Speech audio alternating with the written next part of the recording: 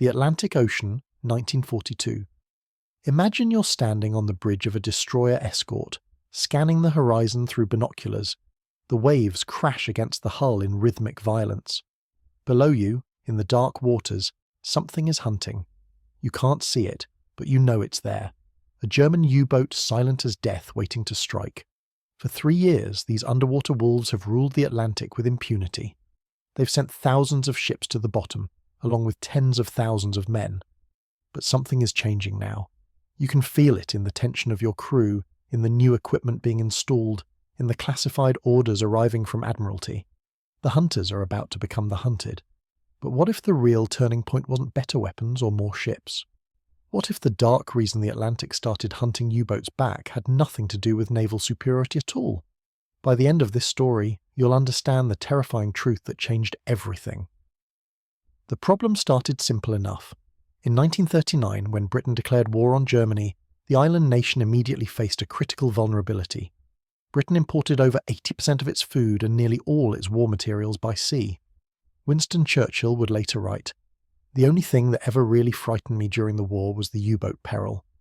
German Admiral Karl Dönitz understood this perfectly. His plan wasn't to defeat the Royal Navy in a surface battle. That was impossible. Instead, he would strangle Britain by cutting its maritime lifeline. Dönitz calculated that if his U-boats could sink 700,000 tons of shipping per month, Britain would be forced to surrender within 6 months. The Atlantic became a chessboard of death, with convoys of merchant ships as the pawns and German U-boats as the knights, striking from darkness and disappearing before defenders could respond. The early years went exactly as Dönitz planned. In 1940 and 1941, U-boats sank an average of 500,000 tons monthly. Britain was bleeding to death slowly. The Royal Navy tried everything, more escorts, better sonar, depth charges, but nothing worked. The U-boats were too stealthy, too patient, too deadly. Then the shooting started in earnest, and the paper logic died. On paper, the German U-boat was nearly perfect for its mission. At just 220 feet long, these Type 7 submarines could operate for weeks in the harsh Atlantic, diving to depths of 750 feet when threatened. Their diesel engines gave them surface speed of 17 knots, while electric motors allowed silent underwater movement. Armed with 5 torpedo tubes and a deck gun, a single U-boat could devastate an entire convoy. The crews were elite volunteers, hand-picked by Dönitz himself. They called themselves the Lion's Path, a reference to the difficult journey they undertook. Allied sailors called them something else, the Devil's Boats. The U-boat's greatest advantage wasn't its weapons or speed, it was its invisibility. In the vastness of the Atlantic, a submarine could vanish completely. For every U-boat destroyed, Allied forces had to search millions of cubic miles of ocean. The math was brutally simple. Germany could build U-boats faster than the Allies could find them. By 1942, with the United States now in the war but unprepared for anti-submarine warfare, Dönitz unleashed his second happy time against American shipping. The results were catastrophic.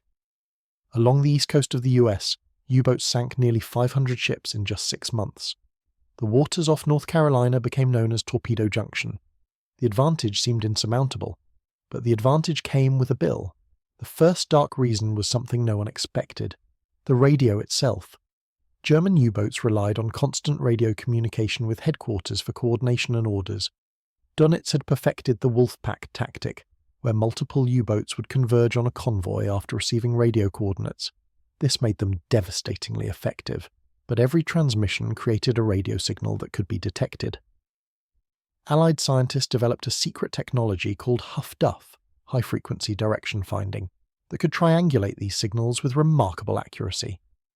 Here's how it worked. Multiple listening stations would detect the same transmission, and by measuring the time differences in arrival, they could pinpoint the U-boat's location to within 10 miles. This was revolutionary. Previously, finding a U-boat was nearly impossible unless it surfaced or was spotted by aircraft. Now, every time a German commander typed a message to headquarters, he was essentially ringing a dinner bell for Allied hunters.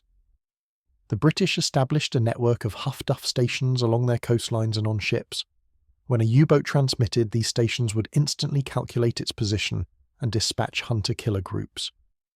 Imagine you're a German U-boat commander in 1942. You've just spotted a valuable convoy. You radio headquarters with the coordinates, feeling the thrill of the hunt. What you don't know is that 3 destroyers have already changed course toward your position. They know exactly where you are, even though you're hundreds of feet below the surface. The radio that gave you your greatest tactical advantage had also become your greatest vulnerability. And that was only the first problem.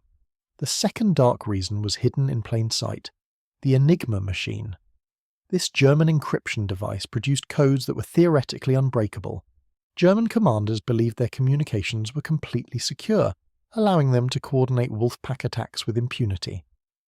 What they didn't know was that British codebreakers at Bletchley Park had cracked Enigma in 1941. This wasn't just a breakthrough, it was a revolution in naval warfare. The Allies could now read German naval communications in near real time. They knew where U-boats were ordered to patrol, where they were moving, and even their fuel status. But here's the terrifying part. The Allies couldn't always act on this intelligence. If they suddenly rerouted every convoy away from U-boat positions, the Germans would realise their codes were compromised. So Allied commanders faced an impossible choice: use the intelligence and risk losing their advantage, or allow ships to be sunk to protect the secret. They chose a middle path, using the intelligence selectively to reroute only the most valuable convoys, or to position hunter-killer groups where U-boats would least expect them. Imagine you're a convoy commander in late 1942. You receive orders to alter course by 15 degrees for no apparent reason. You follow the orders, and 2 days later, you learn that another convoy on your original route was attacked by a wolf pack. You don't know why you were saved, but you're grateful. Meanwhile, a German U-boat commander arrives at the expected intercept point and finds nothing but empty ocean. He assumes faulty intelligence or bad luck. He never suspects that the British are reading his mind.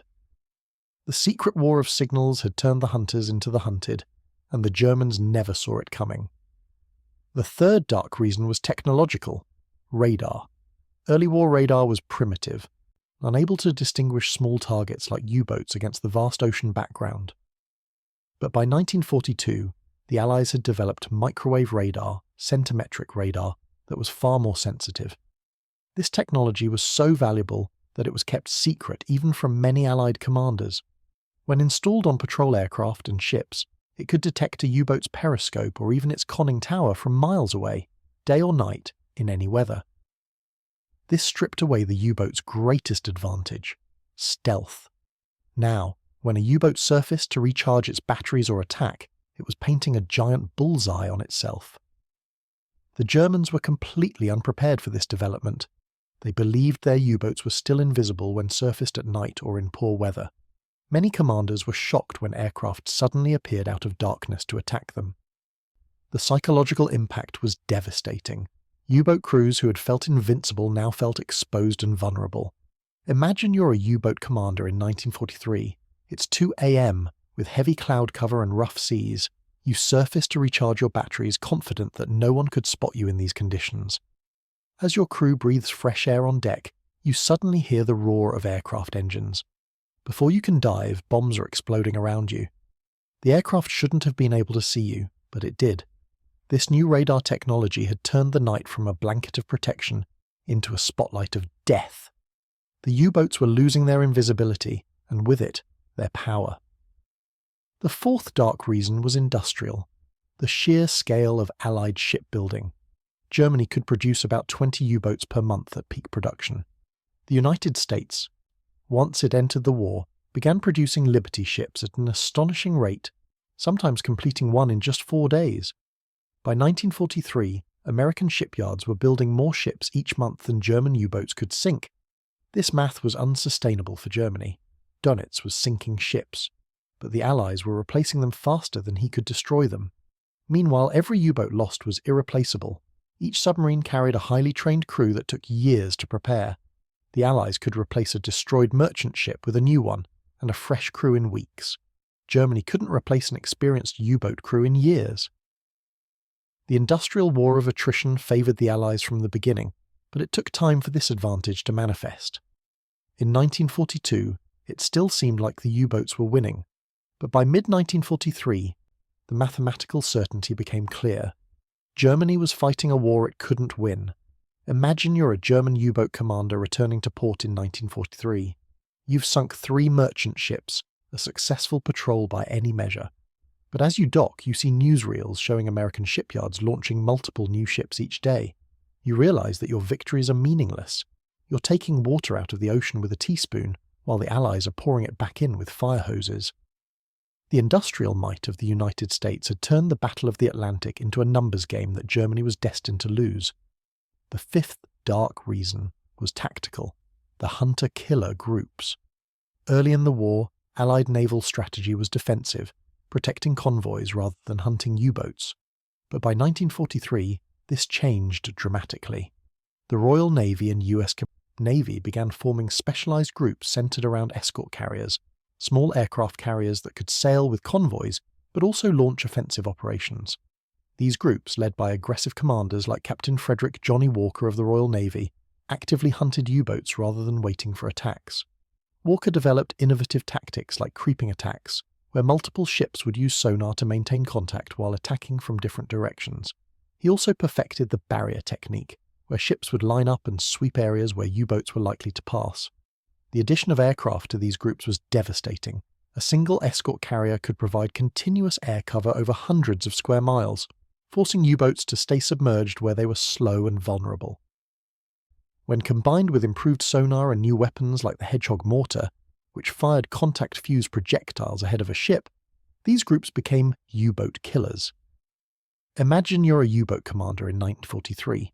You're tracking a convoy, waiting for the perfect moment to attack. Suddenly, you hear aircraft overhead. You dive deep, knowing you can't attack while submerged.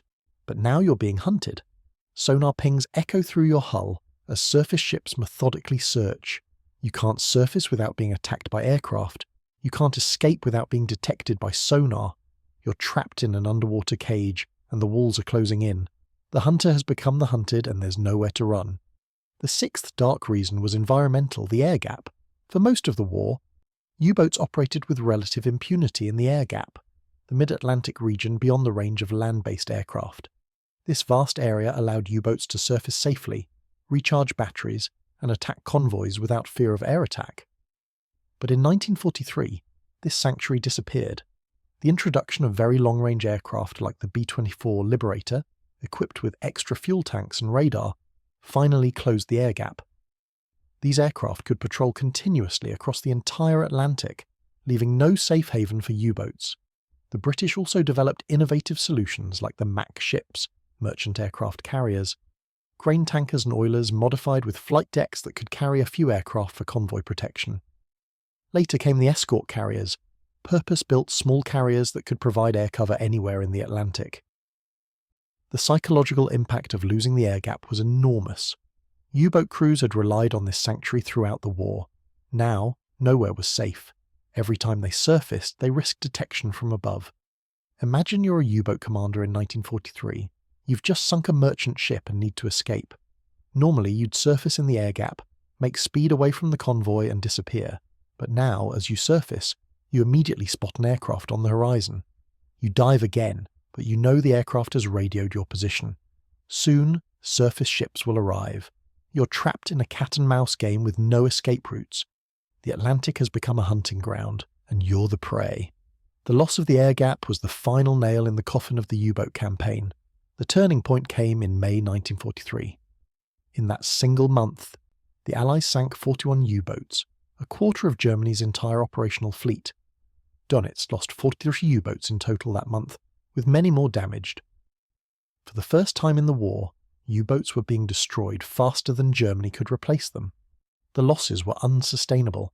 Donitz reluctantly withdrew most of his U-boats from the Atlantic, acknowledging a temporary defeat. He later wrote, "We had lost the Battle of the Atlantic." The U-boats would return later with new technologies like the snorkel, which allowed them to run diesel engines while submerged, but they never regained their earlier effectiveness.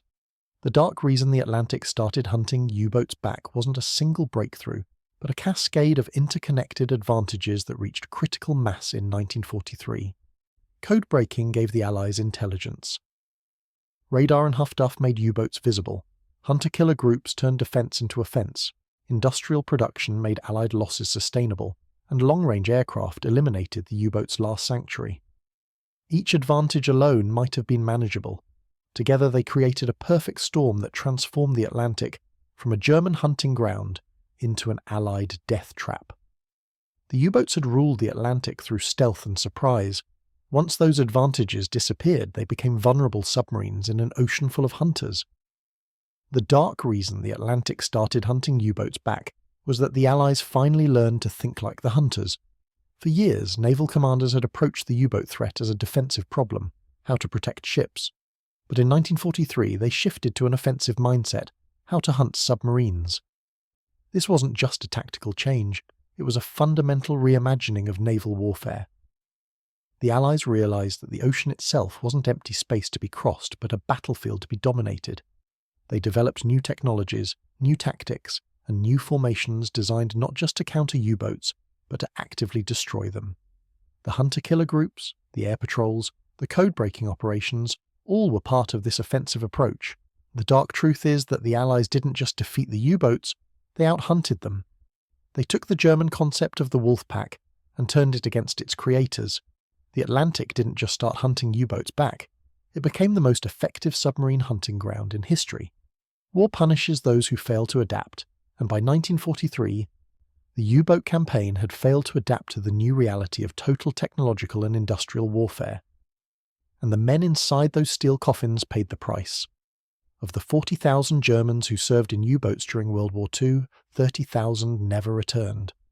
The dark reason the Atlantic started hunting U-boats back was that the Allies finally learned to hunt with the same ruthlessness and efficiency as their enemies. The hunters had become the hunted, and the ocean ran red with the consequences.